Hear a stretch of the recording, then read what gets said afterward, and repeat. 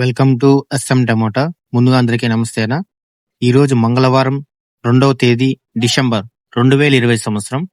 ఈ వీడియోలో అనంతపురంలో స్టాక్ ఎంత వచ్చింది, టమాటా ధరలు ఎంతవరకు వేశారో చూద్దాం.